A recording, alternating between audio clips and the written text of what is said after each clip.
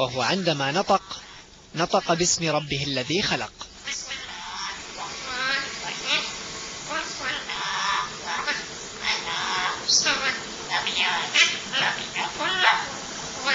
ولأن معلمه باكستاني لا يجيد العربية، فإن الطائر تعلم اللكنة أيضا تماما كصاحبه.